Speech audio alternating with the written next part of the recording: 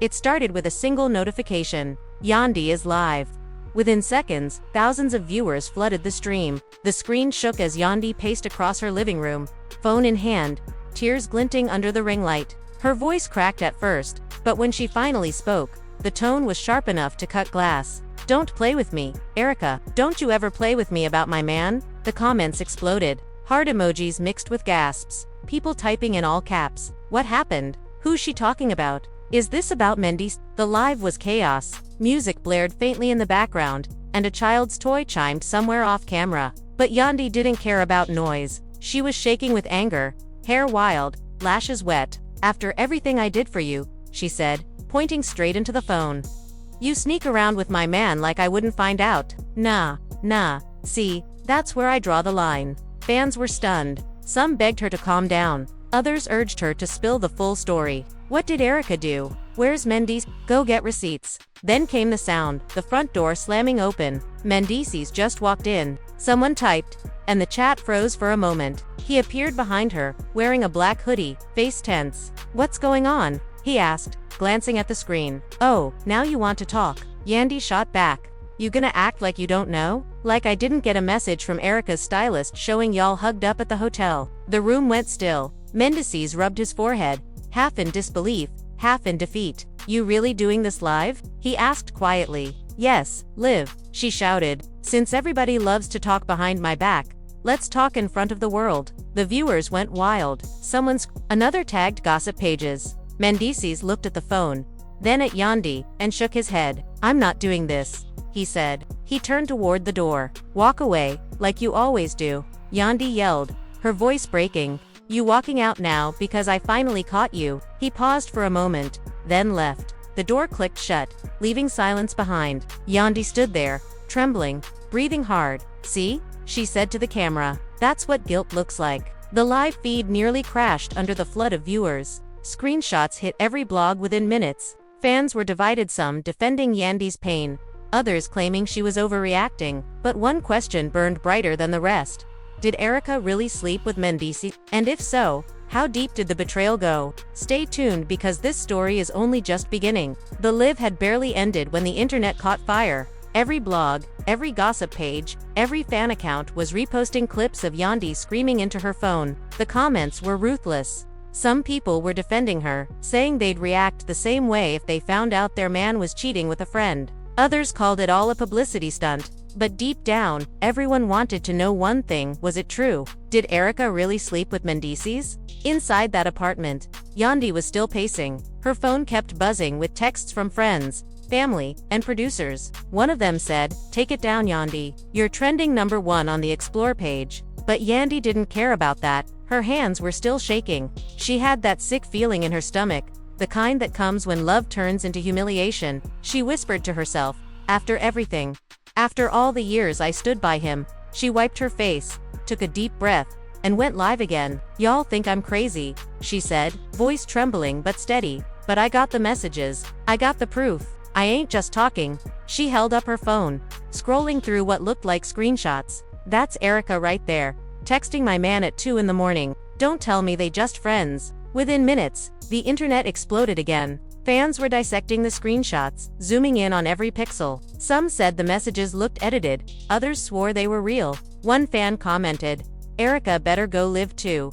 This can't be one." And sure enough, by the time Yandy ended her second live, Erica's name started trending too. Mendeecees was nowhere to be seen. He hadn't posted, hadn't commented, hadn't even liked anything. His silence made everything worse. The blogs called it the silence of guilt. One headline read, "Mendeecees disappears after Yandy's shocking live meltdown." Meanwhile, Erica was at home, scrolling through her phone with disbelief. Her makeup artist, Kayla, sat beside her saying, "Girl, don't even feed into it. She just emotional." But Erica couldn't stay quiet. She bit her lip, grabbed her phone, and whispered, "Nah, I'm not letting her ruin my name." She hit the go live button. Her tone was calm at first. "I don't know what's going on with Yandy, but y'all know me. I don't move like that. Mendeecees is like family." But the comments were brutal. "Then why you at the hotel? Why you hugging him in that pic? Why you deleting your old posts?" Erica's face changed. The calm cracked. "Let me be clear," she said, raising her voice. "There was no hotel. There was no sleepover. And if she wanna come at me, she better come correct. And that's when a fan sent her something that changed everything, a short clip from a party weeks earlier. In the clip, Erica was laughing, dancing, and yes, Mendeecees was there too, standing close behind her. It wasn't proof of anything, but in the world of social media, perception is proof. The clip started spreading like wildfire. Within hours, hashtags like #YandyLive, #EricaGate, and #Mendeecees exposed were trending across platforms. Fans were taking sides, friends were unfollowing each other, and even other reality stars were commenting. One wrote, "This industry fake, everybody sleeping with everybody." Another said, "Not surprised. Loyalty died a long time ago." Back at Yandy's apartment, the night stretched long. Her phone rang again. This time it was her best friend Kimbella. "Girl, I just saw everything," Kimbella said, voice low. "You sure you want to keep this going? It's looking messy." Yandy sighed, exhausted. "It's already messy," she replied. "I just want the truth out." But before she could say more, another notification popped up. It was a DM from an anonymous account. The message read, "You don't even know half of it. Check your email." Yandy's heart dropped. She opened her laptop, logged in, and there it was. 3 photos attached, grainy but clear enough to see. One looked like Mendeecees in a parking lot, standing next to someone who looked a lot like Erica. The timestamp said last week. Yandy gasped. "No way." She whispered. She texted Mendeecees immediately. "We need to talk." No reply. The next morning, the story was on every blog. Receipts surface after Yandy's explosive live. The headline screamed. Paparazzi were camped outside their building. By noon, Yandy's management called a meeting. "You need to control the narrative," they told her. "Either deny or clarify, but this silence thing from him is killing your image." Yandy sat quiet, staring at the table. "I don't want to control the narrative," she said softly. "I just want to know why he did it." Her publicist exchanged a worried glance with the producer sitting beside him. They all knew what was coming. If Mendeecees didn't speak soon, the fans would decide the truth for themselves. Meanwhile, in a rented studio downtown, Mendeecees finally broke his silence. He sat with his longtime friend and podcast host, Dre. "Cameras off. Mic's on standby." Dre said, "Bro, you sure you want to talk about this on record?" Mendeecees nodded. "I gotta clear my name, man. I can't have my wife crying on live like that, but I also can't lie." Dre leaned forward. "So what's the truth? Did you cheat?" Mendeecees rubbed his hands together. "Nah, it wasn't like that. I ain't sleep with Erica. We talked. Yeah, she was going through stuff, and I was trying to be a friend. I ain't know it would look like this." He sighed. "But I get it. Yandy feels betrayed. I just didn't think she'd go public." Dre nodded. "So you gonna reach out to her?" "I tried," Mendeecees said quietly. "She ain't picking up." As the podcast recording began, clips leaked online within an hour. Someone from the studio had recorded the conversation on their phone and sent it to a blog. By the evening, the internet had already twisted his words. Headlines read, "Mendeecees admits to emotional affair with Erica." When Yandy saw that headline, she froze. Emotional affair. Those 2 words cut deeper than any lie. "So you didn't cheat physically, but you still betrayed me emotionally," she whispered to herself. Her phone buzzed again, another live notification. Erica had gone live again. This time, Erica was defensive, pacing like Yandy had the night before. "So now it's an emotional affair," she said. "Nah, he was just venting. If that's cheating, then half y'all in relationships need to look in the mirror." She laughed bitterly. "I see what this is. Yandy wants sympathy. She wants a storyline." The comments were merciless. People spammed the chat with liar, homewrecker, queen energy, team Yandy. One comment read, "Wait till Mendeecees speaks live." Another said, "They all lying, but I'm eating this drama up." By the end of the day, no one could tell what was real and what wasn't. But something unexpected happened that night. Mendeecees showed up at Yandy's doorstep. No cameras, no live, just him holding his phone and looking exhausted. When she opened the door, neither spoke for a long time. He finally said, "I didn't sleep with her." Yandy stared at him, eyes red. "But you made me look stupid," she said. "You..." Hot water running over his hands, plate by plate, a rhythm you could build a life around. The story ends, but you can still feel the pulse of it under your skin. You watched every tear, every lie, every apology, every breath between words that sounded too human to be scripted. You saw how fast people turn pain into spectacle, and how long it takes to turn it back into peace. You saw fans who wanted truth so badly they didn't care who bled for it. You saw 3 people walk through fire and somehow keep walking when the cameras turned away. And maybe that's why you're still here, listening, because something in you knows what it feels like when life becomes noise. When strangers decide who you are based on the 10 seconds they caught you breathing wrong, it's easy to forget there are real hearts behind the headlines. But you didn't forget, you stayed, you watched them fall apart and then do the slow, unglamorous work of putting the pieces back. That makes you part of this story too. Think about what you saw. The way Yandy stood tall when the world wanted her bowed. The way Erica faced a mirror that didn't flatter her and still looked straight into it. The way Mendeecees learned that silence can be an answer when words have done enough harm. Think about how they stopped performing and started living.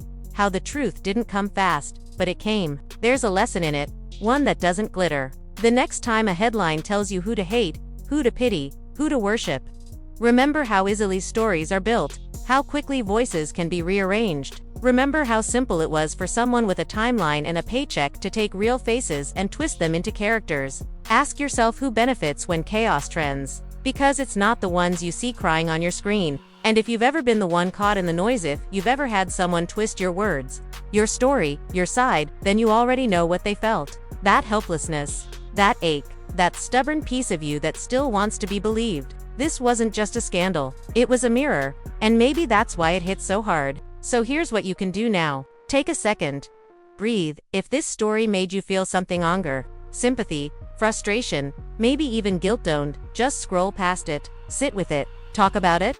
Share it, not because it's gossip, but because it's a reminder that behind every viral clip, there's a full sentence we never hear. And if you want to see how this story unfolds next, you already know what to do. Hit that like button, not for the drama, but for the truth. Subscribe so you don't miss what comes when the cameras turn back on and the real world reacts. Every click, every comment, every view keeps the light on the people who tried to bury the truth. Tell us what you think in the comments. Do you believe the leaks were the end of it? Or is there still someone out there pulling strings? Was the network's apology enough, or should they be held accountable for every life they twisted for ratings? Do you think Yandy and Mendeecees can rebuild after everything that came between them?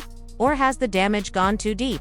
And what about Erica? Was she victim, villain, or just another human caught in the fire? Your opinion matters here because this isn't just their story anymore. It's about how we all watch, judge, forgive, and forget. It's about how fast we turn people into entertainment and how slowly we give them their names back. So speak your mind, write what you feel, defend who you believe in, because somewhere out there, they'll read your words and know they weren't screaming into nothing. And when you finish watching, don't forget to share this video. Not for numbers, not for reach, but because someone else needs to see what happens when truth fights its way through lies and actually survives. Send it to a friend, to a skeptic, to that one person who always says it's just TV.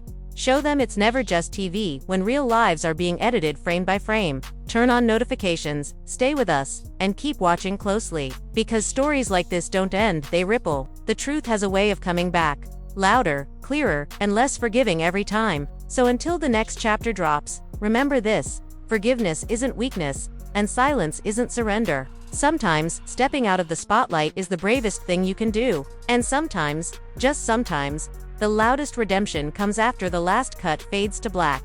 Thank you for watching. Thank you for feeling. Thank you for listening past the noise. This was the story of Yandy, Mendeecees, and Erica, but it could have been anyone's. The world is watching. Make sure it sees clearly. Now go ahead, like, subscribe, and drop your thoughts below. We're not done talking yet. One fan tweeted, "They all lying, but I can't stop watching." In the early hours, Erica posted a cryptic story, a black screen with white letters reading, "He said he loved me once." The world froze again. Did she mean romantically? Was it a metaphor? Nobody knew, but everyone speculated. Yandy saw it just before dawn. She sat on the edge of the bed, phone in her lap, eyes blank. Mendeecees hadn't come home, and when the sun rose over the city, another headline appeared on every screen. Exclusive interview: Mendeecees breaks silence tomorrow morning. The morning light came cold and gray through the blinds, the kind of light that makes everything look tired. Yandy sat on the edge of the bed, still holding her phone. She hadn't changed clothes, hadn't eaten, hadn't spoken to anyone since the night before. Her notifications were endless. Every gossip page had the same headline: Mendeecees breaks silence tomorrow. morning, and every comment under it was some mix of judgment, pity, or cruel amusement. She scrolled past them all until she reached one photo that stopped her. It was of Mendeecees leaving Erica's building, head down, hood up, surrounded by flashing lights. The caption read, "Caught leaving Erica's at 2 a.m. Her stomach twisted. She didn't even know if it was real. But it didn't matter anymore. Once a rumor hit the internet, it became truth in the eyes of everyone watching. Downstairs, the city was alive with noise, camera vans, gossip reporters, people yelling her name as if the chaos outside was a concert and she was the main act. Yandy closed the curtains, whispering, "This is sick." Her phone buzzed again, a message from her mother. "Call me. Baby, I'm worried." She typed back, "I'm fine," then deleted it before sending. She wasn't fine, and she didn't want to lie. Across town, Mendeecees sat in a small studio with his publicist and a tired-looking interviewer from a morning show. They were setting up the cameras, checking sound. He wore a plain hoodie, eyes red from sleeplessness. "You sure about this?" his publicist asked. He nodded slowly. "Yeah, I gotta speak my truth." The interviewer glanced up. "This isn't gonna be easy. People think you cheated." Mendeecees gave a small, humorless laugh. "They've been thinking that for years. I just want her to know I didn't." Back in the apartment, Yandy turned on the TV just in time to catch the opening. The host's voice was bright, fake cheerful. "Our guest today, Mendeecees, finally breaks his silence after last night's explosive confrontation." The camera cut to him sitting still, hands clasped. The host asked, "Did you have an affair with Erica?" He looked up, steady. "No, I didn't sleep with her. I didn't cross that line. But I did talk to her when I shouldn't have. And for that, I hurt my wife." The host leaned closer. "So you admit there was an emotional connection?" Mendeecees hesitated. "There was a friendship that got too personal." "That's on me." Yandy felt her throat tighten. Hearing him admit it on national TV was worse than hearing rumors online. She whispered, "To personal, that's what we calling it now?" The TV host kept pressing. "And what about Erica's claim that you told her you were tired of your marriage?" He shook his head. "I said I was frustrated. Every couple goes through things." She twisted it. The interview played on while the internet exploded again. Some called him honest, others called him manipulative. One tweet said, "He a liar with media training." Another said, "He owned it, that's real." Within minutes, Erica responded with a story on her feed, a short video of her laughing. The caption read, "Too personal. Boy, please." The comments beneath were merciless. Yandy couldn't take it anymore. She turned off the TV, grabbed her keys, and walked out. Kimbella tried calling, but she ignored it. She drove aimlessly through the city, past the familiar streets that now felt hostile. Every billboard, every cafe window reflected back her own face from headlines she didn't ask for. She parked near the river, rolled down the window, and let the cold air sting her skin. A few hours later, she got a call from production. The reality show team wanted a statement. "We need to film your reaction," they said. "The network wants transparency." She laughed bitterly. "Transparency. That's what you call it now." The producer tried to sound gentle. "Look, Yandy, the audience loves you. If you don't speak, they'll let Erica control the story." She hung up without replying. Meanwhile, Erica was celebrating. Her Tello had tripled her followers overnight. She'd been booked for an interview of her own, a digital special with a gossip outlet known for stirring the pot. Her team cheered, but somewhere deep down she didn't feel triumphant. When the cameras were off and the crew packed up, she sat alone in the empty room, scrolling through her comments. Among the heart emojis and laughing faces, she saw one that said, "You'll never know peace ruining someone's home." She stared at it for a long time before locking her phone. That night, Mendeecees came home quietly. He didn't expect forgiveness, just a place to rest. The apartment was dark, except for the glow of the city lights outside. Yandy sat on the couch, arms folded, eyes fixed on the window. When he closed the door behind him, she said without turning around, "You looked calm on TV." He sighed. "I had to be. They twist everything." She finally looked at him. "They didn't twist your words. You said them yourself." He walked closer, stopping a few feet away. "I messed up. I should have drawn the line. But I didn't cheat." She shook her head slowly. "You keep saying that like it makes it better. You gave her parts of you that belonged to me." Her voice broke then, soft and small. "You let another woman comfort you when I was here trying to love you." He wanted to reach for her but didn't. The silence stretched. Then, almost in a whisper, she said, "The worst part is you made her believe she mattered more." He closed his eyes, the weight of her words sinking deep. Later, when he went to the spare room, she stayed awake on the couch, scrolling again even though it hurt. The internet had already dissected his interview frame by frame. Some fans posted side-by-side videos comparing his tone when he talked about Erica versus when he mentioned Yandy. The captions were brutal.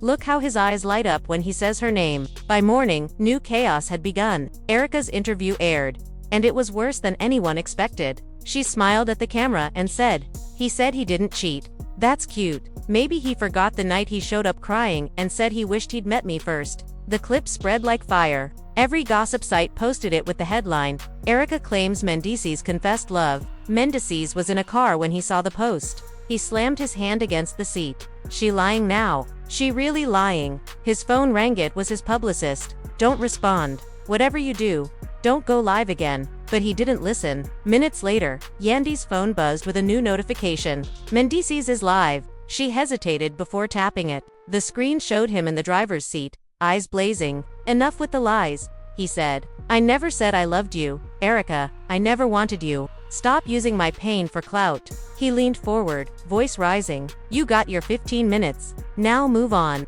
But Erica, watching from her own apartment, smiled. She knew exactly what she'd do next. Within 5 minutes, she went live to. Her tone was calm, mocking. "Wow, so now I'm lying. Funny, because I still got the message where you said you were lost without me." She held up her phone, screen bright. Thousands of viewers joined instantly. "You wanna play this game, Mendeecees? I got time." The comments went wild. "She got screenshots. He done this like a soap opera." Both lives were being streamed side by fan pages, split screens filling the internet with overlapping voices. Yandy sat watching both, heart pounding, unable to look away. In his live, Mendeecees said, "That message ain't what it looked like. I said I was lost because my family was breaking, not because of you." Erica laughed on hers. "Baby, you were crying on the phone talking about how nobody understood you. You wanted comfort, and you found it. Don't rewrite history now." Their voices overlapped, both echoing through a million devices across the country. Bloggers were clipping every word. Reaction videos flooded time. One influencer said, "This the most entertaining disaster of the year." Another said, "They need therapy, not followers." After almost an hour, both lives ended abruptly. The internet fell silent for a moment, then roared back louder than before. People posted memes, fan theories, even fake leaked audio. Nobody knew what was real anymore. Back at home, Yandy finally stood up, walked to her room, and closed the door. She looked at the mirror, at her own tired face, and whispered, "I can't live like this." She grabbed her phone and texted her manager. "Set up a press conference. No cameras from them. I'll speak on my terms." The next evening, a small group of reporters gathered in a quiet hotel conference room. No music, no lights, just Yandy sitting behind a table in a simple white blouse. When she began speaking, her voice was steady. "I've been silent long enough. I'm not here to fight with anyone. I'm here to tell the truth." She paused. "My marriage isn't perfect. Never was, but betrayal doesn't always look like cheating. It looks like emotional dishonesty. And it hurts just as much." She looked straight into the cameras. To the people laughing, making memes, this is real pain, not a storyline. The room was quiet when she finished. Reporters scribbled notes, flashes went off, but she didn't flinch. After months of letting others define her, she had finally taken her story back.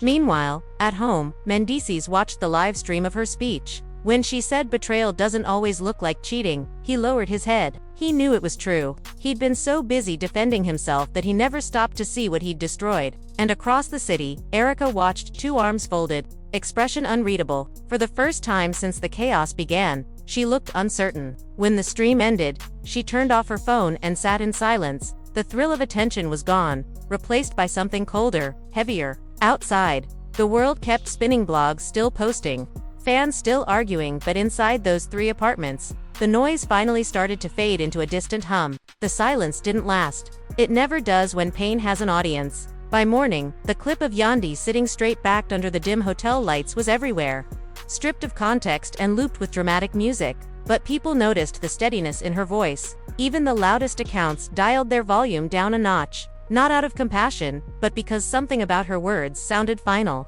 Like the moment when a storm runs out of rain and leaves the streets shining and raw. Mendeecees drove aimlessly again, letting stoplights tell him when to breathe. He kept replaying her sentence about emotional dishonesty until it settled like a stone inside him. He pulled over at a diner where nobody looked twice at a man in a hoodie staring into coffee that had gone cold. When his phone rang, he almost didn't answer, but the name on the screen made him swipe. It was his older cousin, the one who never called unless things were serious. Families talking. His cousin said, "They worried. They think you need to step back from all of this and go home." Mendeecees didn't speak for a moment. Then he said, "I don't know if I got a home left." Across the river, Erica sat on her couch with the curtains open. She let the daylight land everywhere.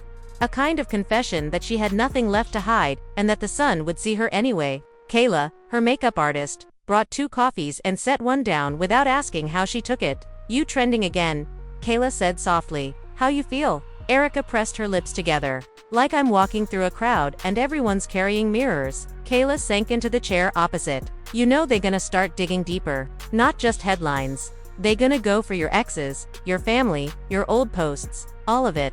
Erica nodded. "Let them. I'm tired of holding everything in." By noon, a new piece dropped. A car service log, conveniently anonymous, claiming a black SUV had picked up Mendeecees outside Erica's building on the night of her first live. The log included a timestamp, a plate number, a driver code. Blogs screencapped it like it was a court exhibit, but within an hour, a different blog posted a thread showing the plate number belonged to a truck registered across town, and the driver code lead nowhere. The comments shifted color again. Some fans clung to the log anyway. Others called it a plant. Someone wrote, "They playing chess with rumors and we swallowing every pawn." It sounded too poetic for the chaos, but it stuck. Yandy's mother arrived at the apartment just as the afternoon began to fade. She didn't scold, didn't say "I told you" or "Why didn't you?" She folded her daughter into the kind of hug that unlearns the day's cruelty. "Sit," she said, and made tea the way she used to when Yandy was 15 and had cried over a grade that didn't change anything. They sat together in the soft light, steam fogging the window, and for a while neither spoke. Then Yandy said, "What if this is the thing that breaks us for real?" Her mother held her hand tighter. "If it is, it's because it needed to break. Not because the world watched it happen." A private number called Mendeecees just as he was walking back toward his car. He considered ignoring it, then pressed answer. A man's voice came through, careful and precise. "I drove that night," the voice said. "I wasn't supposed to talk, but they lying on you and I got a daughter. I don't want her seeing this and thinking I stayed quiet." He identified himself as a freelance driver, sometimes hired by gossip outlets to tip off photographers. He said he'd been paid to wait around Erica's block that night, not because anyone knew Mendeecees was coming, but because a producer wanted movement, empty shots, doorways, lights, the hum of a city pretending to whisper. He hadn't driven Mendeecees anywhere. "They wanted the picture of you leaving, real or not," he said, "because leaving looks like guilt." By evening, Kimbella convinced Yandy to step outside for a few minutes just to breathe air that didn't belong to a ring light. They walked a block with hats low and masks up. People turned, unsure if it was really them. One woman approached but slowed when she saw the lines on Yandy's face, up close. "You don't have to be strong right now," the woman said quietly, and kept walking. The kindness startled something inside Yandy that anger had kept chained. She blinked, not quite a tear. Not quite a sigh. Erica posted a story at sunset. No music, no text, just the camera pointed at the sky until the orange disappeared. It was small, almost nothing, and yet fans filled the silence for her. She sad. She playing innocent again. She tired. Kayla looked at it over her shoulder and said, "You could leave it there, you know? You could let it go quiet." But Erica closed the app and opened her messages. There, pinned at the top, was the thread with Mendeecees. She scrolled and scrolled. Past jokes and advice and the kind of confessions people mistake for intimacy when they're really just BROADCASTING. Loneliness at each other. Then she stopped at a voice note she hadn't posted. His voice, late worn, saying, "I don't know how to be forgiven when I can't forgive myself." Erica played it twice and then deleted it. Kayla looked at her. "You sure?" Erica nodded. Not everything is for them. The morning after, a mediator's office, 2 floors above a quiet bookstore, took on the weight of a finale that refused to end. Yandy had agreed to meet with Erica off camera if a neutral third party sat between them. No film crew, no phones, no stylists, just 3 chairs and a pitcher of water sweating on a low table. Mendeecees asked to join and was told no at first, then yes, with conditions. He would only speak when asked, and he would leave the room twice so the women could breathe. Yandy arrived first. She wore a sweater that softened her shoulders and a stare that didn't. She sat upright and didn't touch the water. Erica came in a few minutes later wearing simple jeans and a jacket too thin for the weather. She nodded.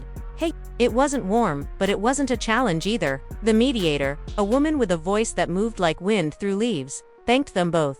"The point isn't to agree," she said. "It's to put down what you've been carrying." For a while, no one spoke. The city muttered along outside, traffic lights changing for people who weren't them. Finally, Yandy said, "You could have reached out to me, woman to woman. You could have called before you went live." Erica swallowed. "I felt like you already hated me." "I didn't hate you," Yandy said without blinking. "I forgot you." Erica flinched at that, as if invisibility had stung worse than insult. "That's fair," she said after a moment. "I wanted to be seen. I'm not proud of how I reached for it." She folded and unfolded her hands. "When he started talking to me, I thought it meant I mattered. I told myself I was the safe place. That was a lie I liked." They sat with the honesty. The mediator asked if they wanted Mendeecees, and they both nodded, and he entered with his head low, like he was stepping into a church. He looked at Yandy first, not to beg, not to perform, but because it was the only thing that steadied him. She didn't look away. The mediator asked him to describe the line he crossed. He spoke slowly. "I shared things with her that belonged to my wife. When I felt small, I let someone else make me feel big. It wasn't love, it was escape. And escape is disrespect disguised as relief." "Did you want to hurt me?" Yandy asked. His answer was immediate. "No, but I did." Erica let out a small sound, something between a laugh and a moan. "We all did. Because the internet is a theater, and somehow we keep auditioning." They took a break. The mediator asked Mendeecees to step into the hallway. He went, and in the quiet that followed, Yandy asked Erica a question that didn't sound like television. "When you turned off your live, did you feel better?" Erica shook her head. "I felt big for 5 minutes, and then I felt empty for 5 hours. Then I went looking for the next 5 minutes." Yandy's mouth twitched. Not a smile. Something like recognition. When he came back, the mediator asked if there was anything the three of them wanted to say that wasn't meant for the audience. They each spoke a few sentences that landed like stones where nobody else would step on them. The water pitcher had left a ring on the table. The mediator slid a coaster beneath it and said, "Small fixes count, too." Leaving the office, they were met not by cameras but by the quiet smell of paper from the bookstore downstairs. They stood at the entrance, and the city decided, just for a heartbeat, not to notice them. Mendeecees offered to call a car. Yandy said she'd walk. Erica turned one way, Yandy another, and he stayed where he was, hands in his pockets. But the world spun like it always does. By afternoon, someone who worked in the building had tweeted that they'd seen the three of them. Speculation filled the gaps. "They filming reunion," said one. "Court-ordered mediation," said another. None were true. All felt true. Perception is a crowded elevator. Facts, wait for the next one. That night, an older clip resurfaced. One of those harmless panel videos from a charity gala 2 years ago, where Yandy and Erica had exchanged pleasantries and compliments like good guests. Someone slowed the footage to make it look like they'd rolled their eyes at each other. The caption read, "It was always tension." People reposted with solemn nods as if they'd uncovered a prophecy. The two women watched the same clip from different couches and felt the same sigh catch in their throats. How easy it is to edit a day into an argument. Mendeecees' cousin came over with a bag of food and the kind of advice that's half tough love and half tired wisdom. They ate in the kitchen, standing. "You need to disappear for a while," his cousin said. "Offline, quiet. Do the boring work nobody claps for." Mendeecees stared at the tile. "I don't know how to be boring." The cousin bumped his shoulder. "Learn." They laughed. A small sound that didn't owe anything to a camera. A week passed, then two. The fever cooled a little. New scandals rose up to take the spot on the timeline that had once belonged to them. Life didn't return to normal. Because normal is a place people only visit in memory. But routines began to grow like grass through cracks. Yandy went back to work. 2 meetings where people talked about production schedules and contracts as if the world wasn't tender. Erica started teaching an online fitness class again, the kind that made her feel strong without applause. Mendeecees volunteered at a community center on Wednesdays and didn't post it. The kids there didn't ask about headlines. They asked about drills and jump shots, and how to lace sneakers so they stay tight. Still, the internet doesn't forget. It just naps. One evening, a gossip account posted something new. A leaked group chat with usernames blacked out, claiming to show Kayla talking about selling a story to a blog. The screenshots were messy, sentences cut off, names hidden, dates cropped, but the implication was loud enough to drown facts. Within hours, Kayla's page was flooded. She called Erica trembling. "I didn't do this," she said. Erica believed her. "I know," she replied. we're not feeding it. But then a detail surfaced that no one had expected. A separate account, small and dedicated to debunking lies, found metadata suggesting the group chat screenshots had been created with a template app. They posted a thread explaining how the font spacing was wrong, and the timestamps didn't match the phone's region. Nobody paid attention for a while. Then, slowly, people started sharing the debunk. The thread didn't go viral like a fight, but it moved like a tide, steady and patient. Kayla recorded a short video, voice steady. "I don't sell people. I do hair." She smiled at the end, small and real. Comments turned kinder. It was a victory that didn't taste like sugar, more like bread you bake yourself. One afternoon, a man knocked on Yandy's door with flowers. He said, "We're from a supporter." The card was signed "A Mother Who Knows." There was no return address, just the smell of lilies, and a note that read, "Grief and love share a hallway." Yandy placed the flowers on the table and left the card in a drawer with a ticket stub from a movie she'd loved once. She had started collecting proof that the world wasn't only a room full of voices asking for blood. That same day, Erica met Kayla in a park where the benches looked like they remembered every conversation they'd ever held. They walked without makeup, without plans. Kayla stopped and said, "You could apologize again." Erica frowned. "For what that I haven't already?" Kayla shrugged. "Not for them? For you?" Erica stared at a tree whose bark had peeled and grown back in ridges. "I keep thinking if I say sorry enough times, it'll sound like something else." Kayla put her arm through Erica's. "Then say it once like you mean it, and live like you meant it." When evening settled, Mendeecees called his cousin and asked for a couch to sleep on for a few nights. "I'm not running," he said. The cousin laughed. "You getting dramatic in your humility, but I'll allow it." They watched a game with the sound low. Later, Mendeecees drafted a message to Yandy and deleted it. He wrote another and deleted that, too. Then he sent a third that was simple. "I'm working on the things that hurt you. I don't expect you to watch. I'll show you if you let me." He set the phone down and didn't hover. The next morning, a small headline slipped into the feed like a bird into a room where nobody noticed the window had been open. A youth center posted photos from a fundraiser. Kids laughing. A raffle table crowded with donated gift cards, a line of cupcakes iced with uneven hearts. In one picture, Yandy and Erica stood near opposite ends of a long table, not looking at each other, both focused on a stack of backpacks they were organizing. It wasn't staged. A volunteer had captured it while asking where the extra markers went. The caption didn't name them. It named the kids and the donors and the school district. Someone recognized them anyway and reposted, but the comments were different this time. Fewer flames, more hands. Quiet progress is boring, and boredom doesn't trend. So the photo did a small lap around a corner of the internet and then went back to being what it was. A record of people doing a thing that mattered to someone who wasn't scrolling. Then the next twist arrived. Not with sirens, but with a lock screen buzz. Mendeecees' phone lit up with a message from a number he didn't know. It was a link to a cloud folder, the name a jumble of letters. He almost ignored it, then tossed it to his cousin, who opened it on a laptop with a throwaway account. Inside, 3 short videos, all shot on a phone in portrait, all apparently filmed months ago. The first showed a familiar lobby, the second, a hallway, the third, a door, a hand, maybe the person filming, placed a keycard against the lock. Green light. The door opened a few inches, enough for a blur of voices to slip out. The audio was low, the image shaky, but a laugh sounded like his. The camera pulled back.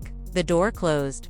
End clip. His cousin replayed it 3 times. "This could be nothing," he said, "or it could be something edited to feel like everything." Mendeecees felt the old panic lick up his spine. "I never had a keycard to that place," he said. "I swear." His cousin nodded. "Then we prove it." They met with a lawyer who didn't smile and a tech who didn't blink. The tech talked about compression artifacts and pixel clustering as if explaining weather to people who had never seen rain. "This part here," the tech said, pointing at a freeze frame where the keycard met the reader. "This doesn't resolve right.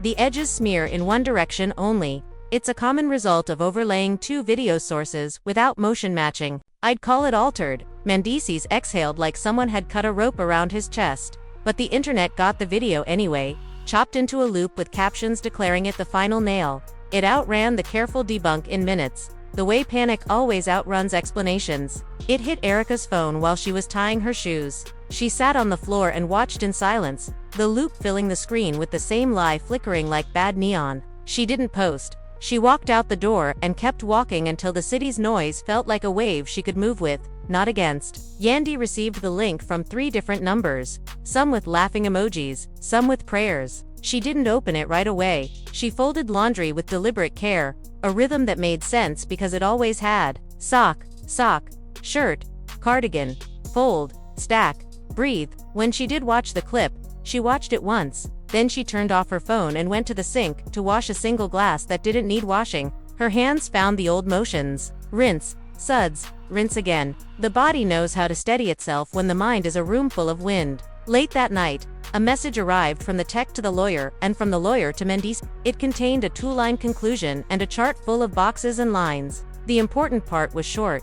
Video displays hallmarks of manipulation. Source uncertain. Caution advised. He forwarded it to Yandy without commentary. She saw it and said nothing back. Instead, she walked to the balcony and stood under the flat pale moon.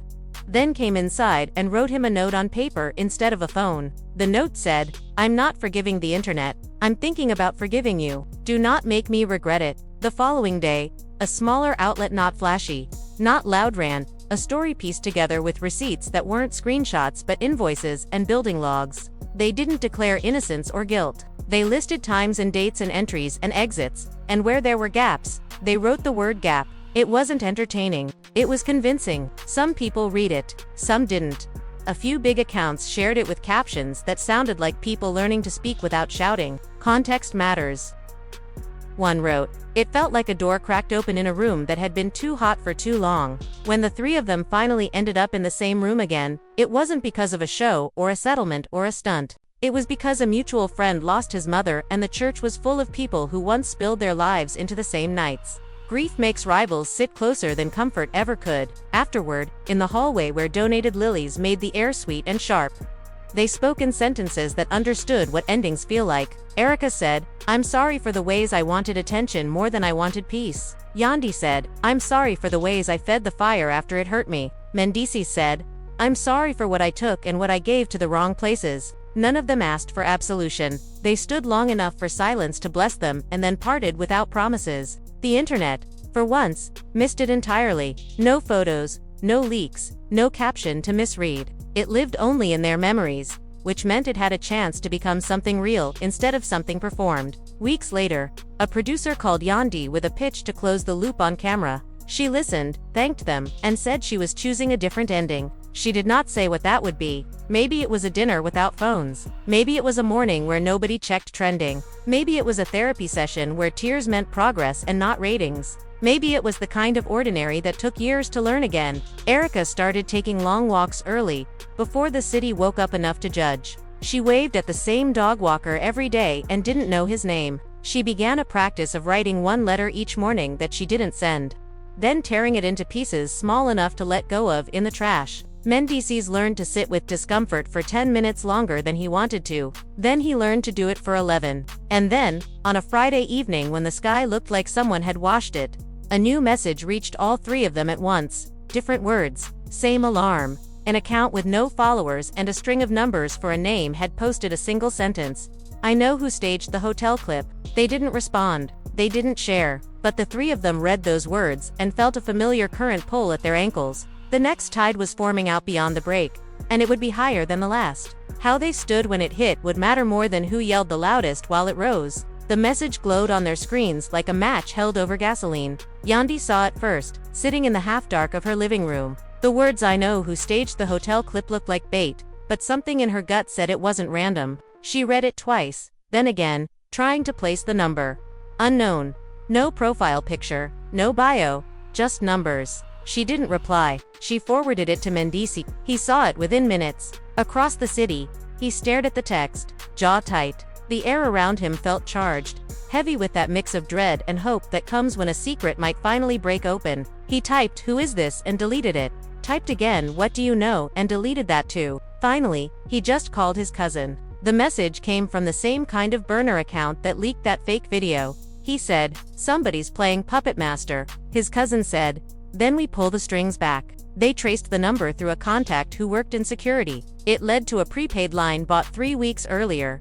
The same week Erica's first tell-all aired. No address, just a delivery record to a P.O. box in Brooklyn. Mendeecees paced, rubbing his chin. This ain't random. Somebody planned all of it, the hotel clip, the screenshots, everything. Yandy was quieter. She'd learned not to let hope speak too fast. Or it's another trick, she said softly. Every time I think it's over, something new pulls me back. That night, while the internet argued about some new celebrity scandal, the three of them, Yandy, Mendeecees, and Erica, sat in their separate corners of the city, staring at the same message. Erica had received it too. Hers came 20 minutes later with the same text. No greeting, no follow-up. She almost laughed when she saw it. Of course, she muttered. Another ghost with a clue. She sent a screenshot to Kayla. Look familiar? Kayla replied. No. But maybe someone finally ready to talk. The next morning, a second message arrived. If you want proof, come alone. Noon, Pier 17, parking deck. Mendeecees got the same message. Same time. He texted Yandy, don't go. She didn't answer. He grabbed his jacket anyway. The sky was overcast. The kind that feels like a lid over the world. At the pier, the wind was sharp, carrying the smell of metal and salt. Yandy arrived first.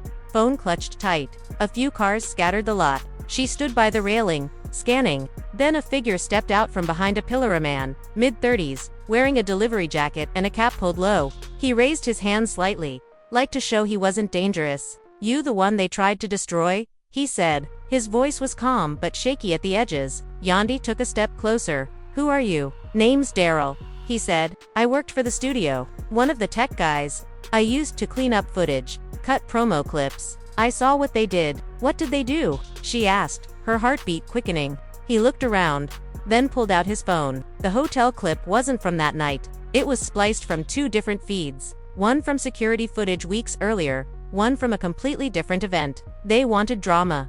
Ratings. They paid someone to make it look real. Yandy stared at him, unsure whether to believe him or run. Why tell me now? Because I got fired, he said simply. And because I still got the original files. He handed her a flash drive. You didn't deserve what they did. None of y'all did. She reached out, fingers trembling, and took it. Before she could speak, another car pulled into the lot. Mendeecees stepped out, eyes scanning. When he saw her, relief flickered, then confusion. What are you doing here? Same as you. She said. I got the message too. Daryl backed away slightly. Look, I don't want trouble. I just wanted to make it right. He nodded toward the flash drive. That's your proof. And before either could stop him, he slipped into his car and drove off. For a moment, neither spoke.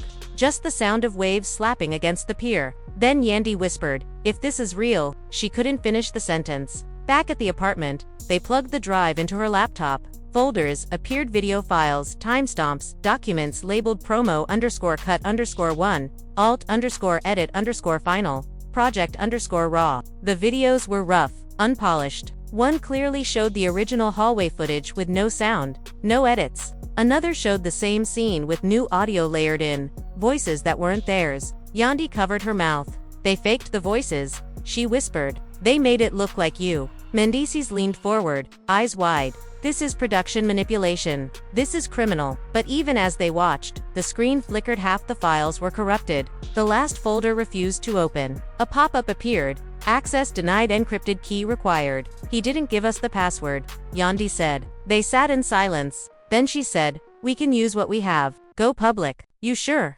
Mendeecees asked. That means more fire. Once we post this, it's war with the network. They already declared war, she said. Meanwhile, Erica met Kayla at a coffee shop across town, showing her the same flash drive. He left one for me too, she said. The same guy.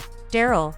Kayla frowned. You think it's real? Erica nodded. Feels real. Feels like the only thing that makes sense. They plugged it into Kayla's laptop. Same files, same corruption, but this one had a note inside a text file. The truth always leaks last. Erica stared at the screen for a long time. Maybe he gave different parts to all of us, she said slowly, like pieces of a puzzle. By nightfall, all three of them had tried calling the same number. No answer. The line had been disconnected. The ghost had vanished again. Still, Yandy couldn't let it rest. She contacted her lawyer, arranged a meeting with a tech analyst, and by midnight, the first whispers began to spread. An anonymous post on a gossip board claimed someone had proof that the hotel scandal was fabricated for network ratings. No names, just hints. Fans were skeptical at first, until a 30-second clip surfaced, showing to editors laughing over a timeline on a computer screen, saying, "This will make the internet explode." By morning, the clip was everywhere. Blogs titled it "Behind the Scenes of a Setup." The comments flipped overnight. People who had dragged Yandy for weeks started apologizing in her DMs. Hashtags changed tone from #team drama to #justice for Yandy. Erica saw it too. She posted nothing, just shared a single quote on her story. Truth doesn't need speed, only stamina. But the network wasn't silent. By noon, they issued a statement denying everything, calling the leaks fabricated misinformation. They threatened legal action against anyone spreading the videos. It only made things worse. Fans turned harder. If they innocent, why they deleting posts? One comment read, "We see the cover-up." Yandy met Mendeecees in a park that evening. They sat on opposite ends of a bench, tired but united in purpose. "You think we should drop it all?" he asked. "Full files, interviews, everything." "Not yet," she said. "We do this right. No emotion, no lives. We let the truth talk." He nodded. "You sound like the old Yandy." She smiled faintly. Maybe she's coming back. Later that night, Erica called Yandy, the first time they'd spoken without cameras since the mess began. Her voice was quiet, almost cautious. "We got played," she said. "We did," Yandy replied. "So what now?" "We finish it." The next week turned into a slow-burn redemption arc. Digital forensics verified the footage manipulation. Journalists picked up the story. 2 producers from the show were suspended. And in one rare live stream that surprised everyone, Yandy and Erica appeared together, side by side. No makeup, no glam, just 2 women who'd survived the same fire. Yandy spoke first. "They wanted us to hate each other. It worked for a while." She glanced at Erica, "But hate burns out." "Truth doesn't," Erica nodded. "We both lost too much for a storyline." She looked into the camera. "To the fans, thanks for watching, but we done performing pain." The comments flooded in, some cheering, some doubting, but for once, the noise didn't matter. After the live ended, they sat quietly for a few minutes. Mendeecees walked in with water bottles, handed one to each. "Y'all did good," he said. Erica smirked. "Don't get used to it." They all laughed, small but real. A few weeks later, the network's internal emails leaked, confirming what everyone already suspected. The storylines were engineered, the lives rearranged for drama. It didn't fix everything, but it gave closure. Months passed. People moved on to new scandals, new fights, but sometimes, late at night, Yandy would get a message from a stranger saying, "Thanks for not giving up." She'd read it, smile softly, and let it fade into the quiet. And somewhere out there, in a city that never truly sleeps, Daryl kept his promise. He kept leaking the truth, piece by piece, until even the loudest lies had nowhere left to hide. The days that followed felt almost quiet, but it was the sort of quiet you get after thunder when your ears still ring, and you're not sure if you really heard what you heard. People who had screamed the loudest moved on to new noise. But there was a smaller chorus now, steady and present, asking for accountability. Yandy met with lawyers who spoke in phrases like chain of custody and discovery. Phrases that sounded sterile and safe, like a hallway with white lights where nothing can jump out at you. She appreciated the calm of it. Order felt like mercy. Mendeecees learned how to be useful without being visible. He drove to the center early and swept the gym floor before the kids arrived. And sometimes he stopped halfway because he was remembering the day he had gone live in the car. The way the steering wheel felt under his hands. The way his voice sounded like it had been squeezed through a funnel. He didn't want to be that man anymore. A boy with a crooked shoelace ran up to him and asked if tying twice would keep it from coming loose. He knelt and showed him how to tuck the knot. The boy watched with a seriousness that made the moment feel ceremonial. Small good things still existed, intact and available. Erica started waking up before dawn and writing again. Not the long, sharp captions she used to post for effect, but short pages nobody saw. Sometimes it was just a sentence. Sometimes it was a list. Things I can control. Things I can release. Things I still want, even if it makes me embarrassed to want them. She folded each page and put them in a shoebox. At night, she pulled one out at random and read it back to herself. "You can have a life that isn't content." It felt like a sentence with a spine. The network, bruised but not broken, went into a strange mode where every public statement was polished to the point of being slippery. They used phrases like "committed to high standards" and "deeply value our talent and regret any confusion." They did not apologize. A friend who still worked there told Yandy about a closed-door meeting where executives argued over whether to blame rogue editors or misinterpreted creative direction. The friend said one woman at the end of the table looked tired and kept repeating, "Or we could tell the truth." The room did not choose that option that day. Daryl stayed moving. He slept on couches so he couldn't be found at an address listed next to his real name. He used library computers to send the next small leak because he didn't trust the Wi-Fi in coffee shops. And after each upload, he sat down the block and watched until a stranger checked their phone and made a face that looked like surprise. He kept no copies on his person. Fear made him careful, and careful kept him brave. The lawsuit came next, stamped and real. Yandy held the manila envelope in her hands and felt the weight of it. It didn't feel heavy enough for what it carried. And yet when she laid it flat on the table, it made a sound that silenced the rest of the room. The filing listed counts that sounded like they belonged to someone else's life.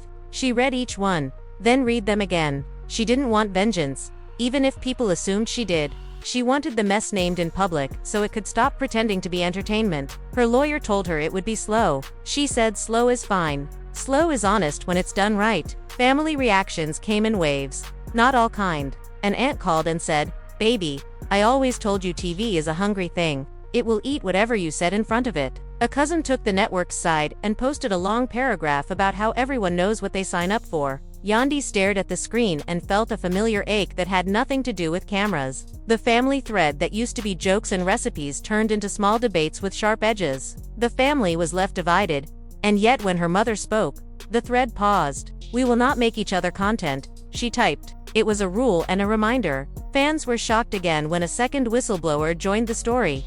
This time a freelance audio engineer who had been hired for a late-night rush job. He posted a short video where he never showed his face, only his hands, moving over a timeline with colored blocks. He explained how a breath taken in one room can be placed in a sentence spoken in another city. He played 3 seconds of original clean audio and then 3 seconds of the broadcast cut. The difference was obvious once he named it. "You don't need to be technical to hear it," he said. "You just have to be told where to listen." Emotions ran high when the first hearing date was set. The courthouse hallway smelled like old paper and pencil shavings. Yandy arrived early and sat with her attorney, who had a way of speaking that made even the word objection sound like a prayer. Mendeecees waited 2 floors down because his presence drew cameras. Erica walked in alone, wearing a jacket zipped to her chin, and nodded at Yandy without breaking stride. They didn't sit together. They didn't need to. The posture was enough.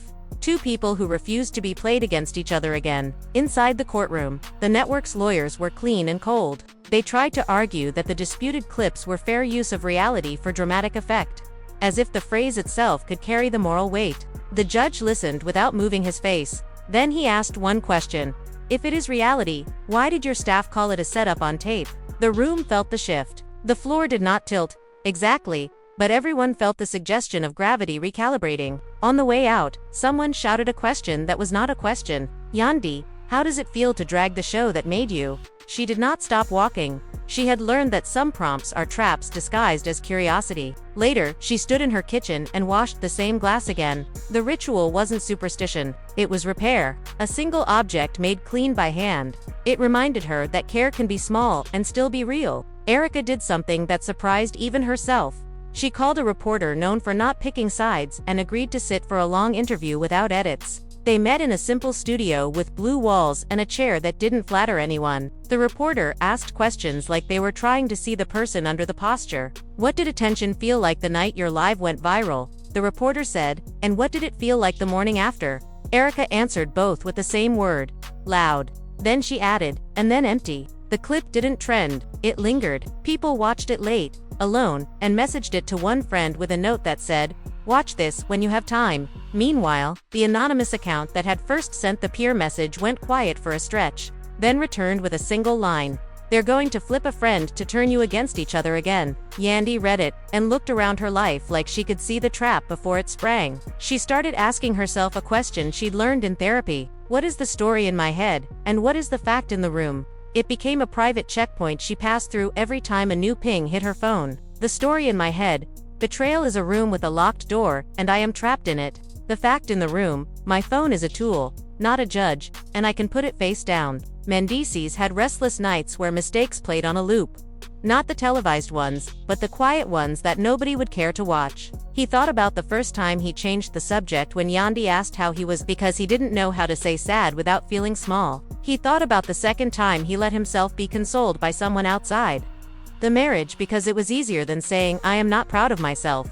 He wrote it all down in short, plain words and took the pages to a counselor with a desk full of tissues that never ran out. Sometimes progress felt like stepping in place on a moving walkway. You were still in motion, even if the scenery didn't change. The producers who had been suspended lawyered up. One turned contrite, the other combative. The contrite one sent an apology through counsel that sounded like it had been dehydrated and rehydrated somewhere along the way. The combative one filed a countersuit, naming the whistleblowers John Doe and the Truth Defamation dressed in envy. A junior editor who'd been present in the room the night the timeline was assembled decided he could not live with the knot in his stomach another week. He sent an affidavit. He named dates and managers. He described the laugh.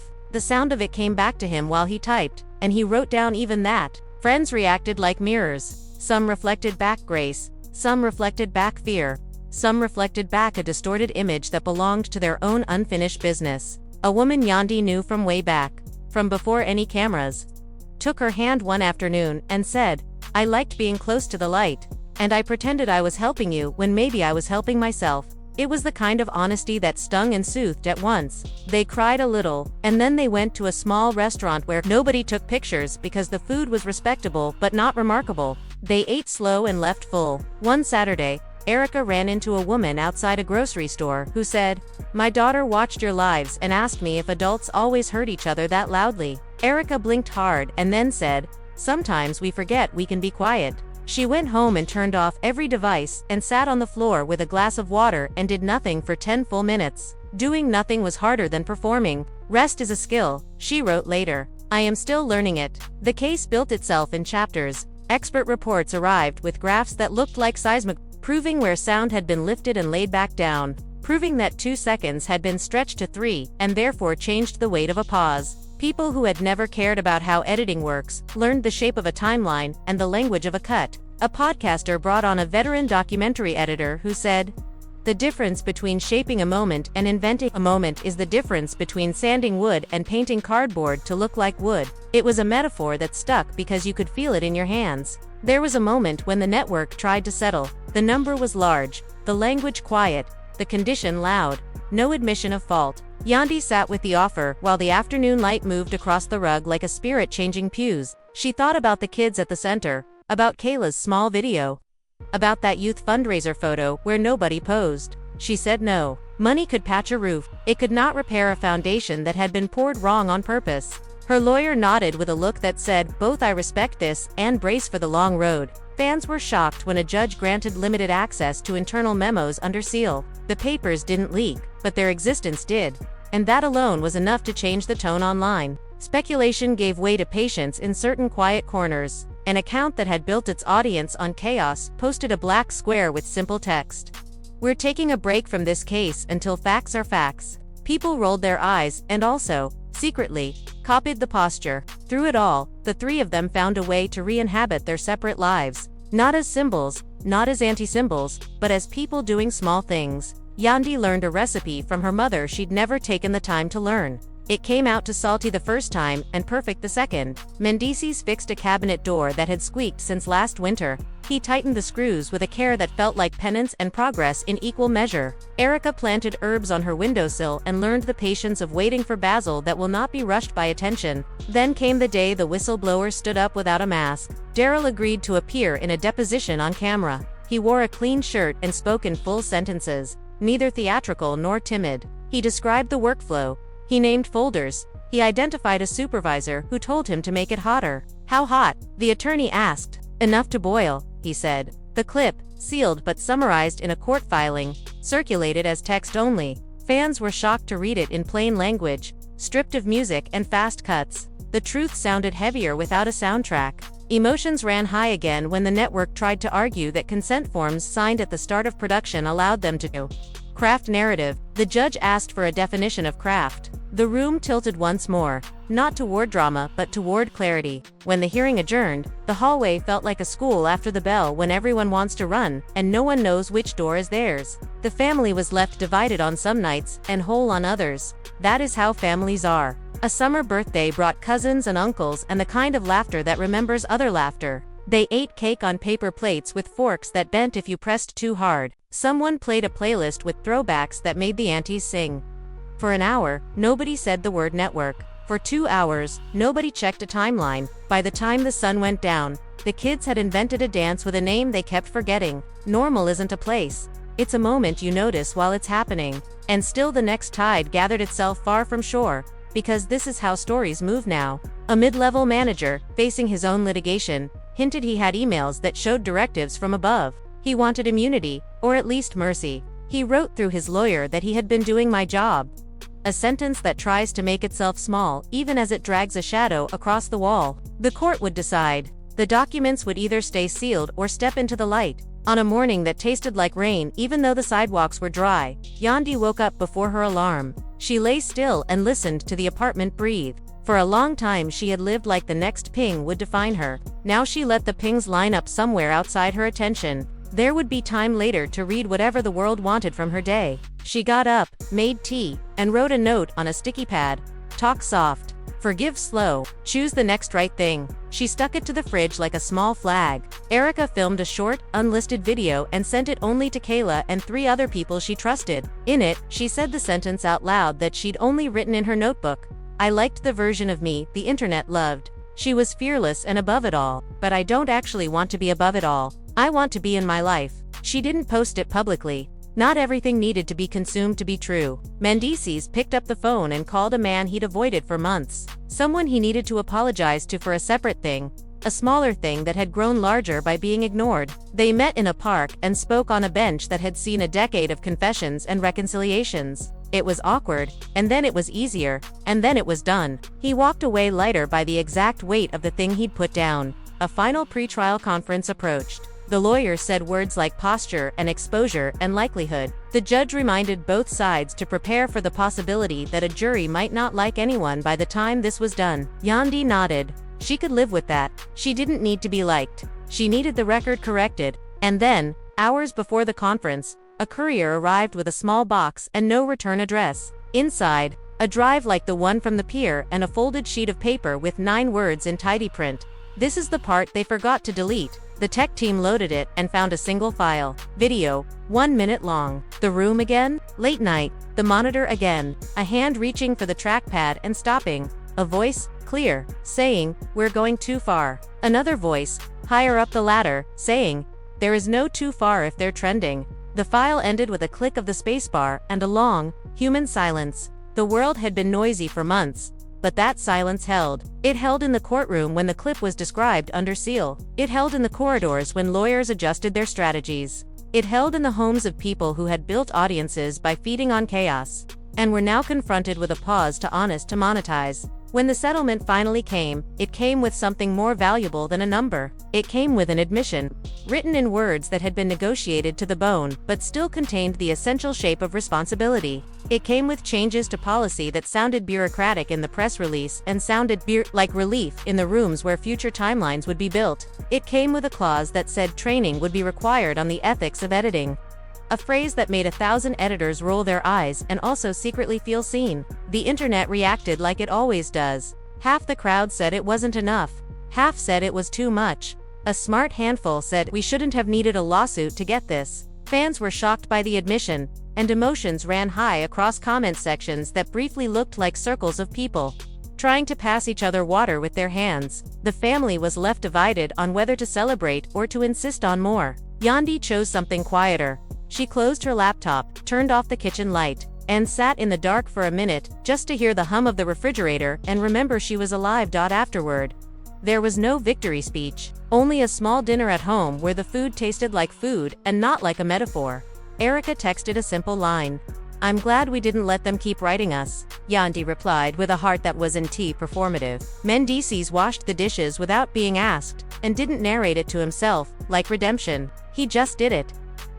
Hot water running over his hands, plate by plate, a rhythm you could build a life around. The story ends, but you can still feel the pulse of it under your skin. You watched every tear, every lie, every apology, every breath between words that sounded too human to be scripted. You saw how fast people turn pain into spectacle, and how long it takes to turn it back into peace. You saw fans who wanted truth so badly they didn't care who bled for it. You saw 3 people walk through fire and somehow keep walking when the cameras turned away. And maybe that's why you're still here, listening, because something in you knows what it feels like when life becomes noise. When strangers decide who you are based on the 10 seconds they caught you breathing wrong, it's easy to forget there are real hearts behind the headlines. But you didn't forget. You stayed. You watched them fall apart and then do the slow, unglamorous work of putting the pieces back. That makes you part of this story too. Think about what you saw. The way Yandy stood tall when the world wanted her bowed. The way Erica faced a mirror that didn't flatter her and still looked straight into it. The way Mendeecees learned that silence can be an answer when words have done enough harm. Think about how they stopped performing and started living. How the truth didn't come fast, but it came. There's a lesson in it, one that doesn't glitter. The next time a headline tells you who to hate, who to pity, who to worship, remember how easily stories are built, how quickly voices can be rearranged. Remember how simple it was for someone with a timeline and a paycheck to take real faces and twist them into characters. Ask yourself who benefits when chaos trends. Because it's not the ones you see crying on your screen. And if you've ever been the one caught in the noise, if you've ever had someone twist your words, your story, your side, then you already know what they felt. That helplessness, that ache, that stubborn piece of you that still wants to be believed. This wasn't just a scandal, it was a mirror. And maybe that's why it hit so hard. So here's what you can do now. Take a second. Breathe. If this story made you feel something, anger, sympathy, frustration, maybe even guilt, don't just scroll past it. Sit with it. Talk about it. Share it. Not because it's gossip, but because it's a reminder that behind every viral clip, there's a full sentence we never hear. And if you want to see how this story unfolds next, you already know what to do. Hit that like button, not for the drama, but for the truth. Subscribe so you don't miss what comes when the cameras turn back on and the real world reacts. Every click, every comment, every view keeps the light on the people who tried to bury the truth. Tell us what you think in the comments. Do you believe the leaks were the end of it? Or is there still someone out there pulling strings? Was the network's apology enough? Or should they be held accountable for every life they twisted for ratings? Do you think Yandy and Mendeecees can rebuild after everything that came between them? Or has the damage gone too deep?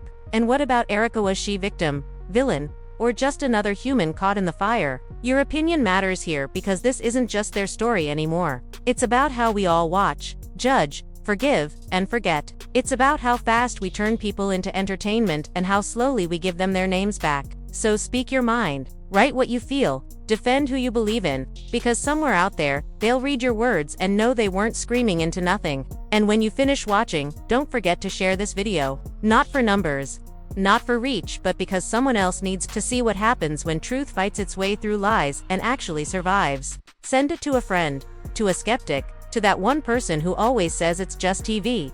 Show them it's never just TV when real lives are being edited frame by frame. Turn on notifications, stay with us, and keep watching closely. Because stories like this don't end, they ripple. The truth has a way of coming back. Louder, clearer, and less forgiving every time. So until the next chapter drops, remember this: forgiveness isn't weakness, and silence isn't surrender. Sometimes, stepping out of the spotlight is the bravest thing you can do. And sometimes, just sometimes, the loudest redemption comes after the last cut fades to black. Thank you for watching. Thank you for feeling. Thank you for listening past the noise. This was the story of Yandy, Mendeecees, and Erica, but it could have been anyone's. The world is watching. Make sure it sees clearly. Now go ahead, like, subscribe, and drop your thoughts below. We're not done talking yet.